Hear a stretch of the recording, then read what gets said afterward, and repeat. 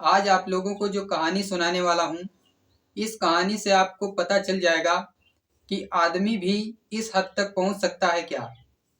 अपनी ख्वाहिश पूरी करने के लिए इस हद तक गिर सकता है क्या? इस कहानी को जब आप लोग सुनोगे तो आप लोग बेचैन उठोगे। इस कहानी ने तो सोचने पर मजबूर कर दिया है। अपनी ख्वाहिश पूरी करने के लिए इस हद तक जा सकता है आदमी। आज की जो कहानी है, ये कहानी है सरहद पार पाकिस्तान की, कराची की ये कहानी है। कराची में एक मोहल्ला पड़ता है लेकता, वहाँ की कहानी है। 31 अक्टूबर और 2011 तारीख थी, शाम का टाइम था।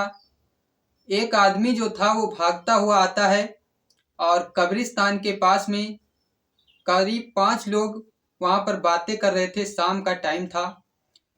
तो जब वो वहाँ से भागता हुआ आता है और वो जो 5 आदमी बैठे हुए थे उनके पास में रुक जाता है। वो जो आदमी भागता हुआ आ रहा था, उसके पैर बहुत तेजी से कांप रहे थे। वो कुछ भी जो है उन लोगों से बोल नहीं पाता है। बोलने जो वो 5 लोग थे वो पूछ रहे थे कि क्या हुआ है। शाम का टाइम था और पास में कब्रिस्तान था, तो वो जो 5 लोग थे उनकी भी हवा जो है निकल जाती है। तो वो जो 5 लोग थे वो फिर कहते हैं उस आदमी से कि चलिए आप लोग मुझे बताइए कि क्या बात है, किस लिए आप भागते हुए आ रहे हैं।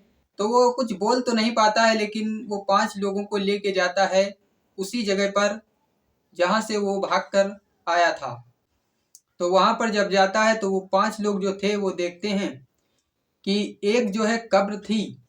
तो वो जो आदमी था वह हाथ से इशारा करता है कब्र की तरफ। इस्लाम में क्या होता है कि जब भी किसी मुर्दे को रखा जाता है तो उस पर एक तख्ता टाइप का रख दिया जाता है, पत्थर रख दिया जाता है। तो एक जो है एक तरफ का पत्थर खुला हुआ था और एक तरफ पत्थर बंद था। तो वो 5 लोग देख करके तो डर जाते हैं। फिर उस आदमी से वो 5 लोग पूछते हैं कि राज क्या है इस चीज का। तो वो जो आदमी था वह पूरी कहानी इन लोगों को बताता है। जब वो आदमी इन लोगों को कहानी बताता है तो ये लोग जो 5 लोग थे ये मारने पर उतारू हो गए। अगर थोड़ा वो रुक जाता तो ये लोग तो मार ही डालते, लेकिन तब तक किसी तरीके से पुलिस आ जाती है और उस आदमी को जो है पकड़ ले जाती है। तो जब पुलिस थाने ले जाती है तो थाने में जब पूछताछ उस आदमी से की जाती है तो वो जो आदमी था वो पूरी जो है कहानी बताता है, अपने बयान देता है कि मैं जो है पाकिस्तान के लेकता का रहने वाला हूँ। मेरा नाम मोहम्मद रियाज है और मैं नौकरी के लिए यहाँ कराची में आया था, लेकिन इधर उधर भटकता रहा, कोई टिकाऊ नौकरी नहीं मिली। तो वजीरा नाम के एक आदमी से मेरी जो है दोस्ती होती है। वो जो वजीरा था वो कब्रिस्तान में काम करता था, तो जो रियाज थे वो भी काम करने लगते हैं उसी कब्रिस्तान में। कब्रिस्तान में क्या करते थे, खुदाई का काम करते थे, पानी डालने का काम करते थे। एक दिन क्या होता है कि वजीरा, शाम का टाइम था, एक मुर्दे को जो है दफना देता है। दफनाने के बाद वो जाता है एक तरफ का पत्थर हटाता है।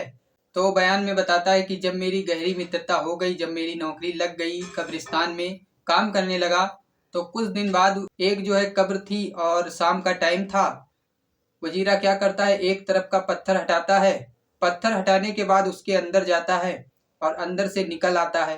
तो बताता है कि जब मैंने उससे पूछा तो उसने बोला कि जो मैं करता हूँ वो तू भी कर। तो आदमी बयान में बताता है कि शाम का टाइम था। वजीरा क्या करता है कि एक कब्र में अंदर जाता है और बाहर आता है। तो फिर क्या होता है कि जब रियाज पूछता है वजीरा से कि आप अंदर गए और फिर बाहर निकल आए, आखिर मामला क्या है। तो वो जो वजीरा था वो बताता है सारी कहानी। तो रियाज और वजीरा मिलकर के ये दोनों लोग यही काम करने लगते हैं। जब कोई ताजी लाश आती थी, जब नमाज का टाइम होता था, तो ये लोग क्या करते थे कि सुबह का और जो दोपहर का मुर्दा होता था उसको ये लोग दफना देते थे। लेकिन उसके साथ में तो ये लोग क्या करते थे कि जो सुबह का मुर्दा होता था और दोपहर का, तो उस पर ये लोग नज़र नहीं रखते थे, और जो शाम का मुर्दा आता था उस पर नज़र रखते थे। ये अक्सर ये देखा करते थे कि आदमी है या औरत है या लड़की है, इस्लाम में क्या होता है कि जो औरत होती है, जो लड़की होती है, उसके ऊपर एक चादर डाल दी जाती है। तो ये लोग पहचान बहुत जल्दी जाते थे।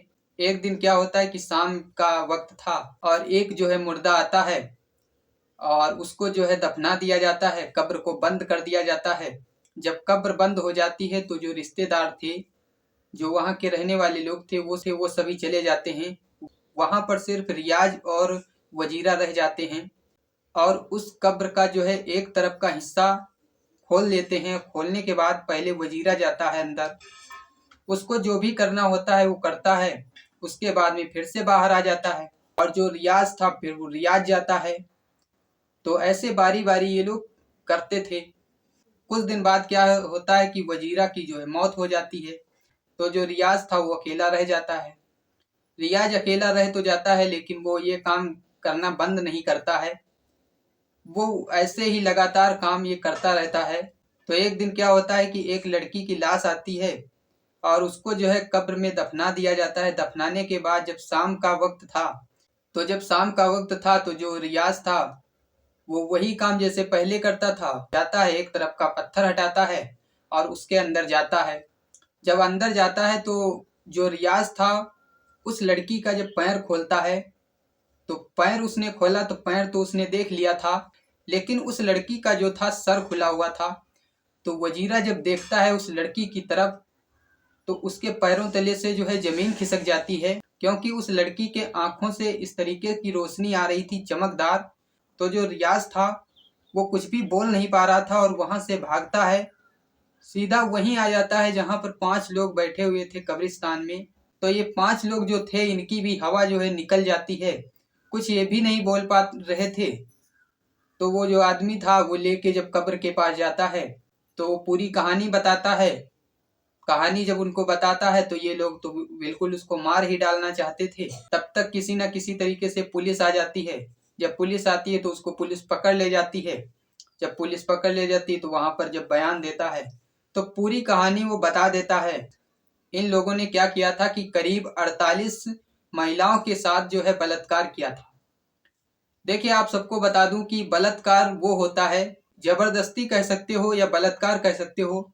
देखिए, जबरदस्ती वो होता है जो सामने वाले के साथ जबरदस्ती करो, वो उसका विरोध करे, तो ये जबरदस्ती हुई। और बलात्कार वो होता है कि जो विरोध ना कर रहा हो, मतलब ऐसे समझ सकते हैं, क्योंकि वो लाश थी, उसके साथ में कुछ भी करो, वो देख थोड़ी रही है ना। लेकिन आप सबको ये बता दूं कि कुछ लोग ऐसे हैं दुनिया में कि अपनी ख्वाहिश को पूरा करने के लिए इस हद तक गिर सकते हैं। कुछ लोगों का यह भी कहना है कि मरने के बाद आदमी को चैन मिल जाती है, लेकिन कुछ ऐसे भी लोग हैं जो मरने के बाद भी उसे चैन से रहने नहीं देते। तो जब पुलिस रियाज को पकड़ती है तो 48 जो महिलाएं थी जिनके साथ में बलात्कार हुआ था, एक एक करके जो है कोर्ट में फैसला होता है। जब 10 फैसले हो जाते हैं तो 10वें फैसले में जो है रियाज को जेल हो जाती है। रियाज ने जिसके साथ में बलात्कार किया था, उनके घर वाले जो हैं वो रियाज के फांसी फंदे का जो है इंतजार कर रहे हैं। लेकिन जो रियाज है वो अब जेल में सड़ रहा है। तो रियाज को लेकर के और वजीरा को लेकर आपका क्या कहना है, कमेंट बॉक्स में जरूर बताइएगा। तो अब चलिए मिलते हैं अगली नई कहानी में। तब तक के लिए जय हिंद, जय भारत।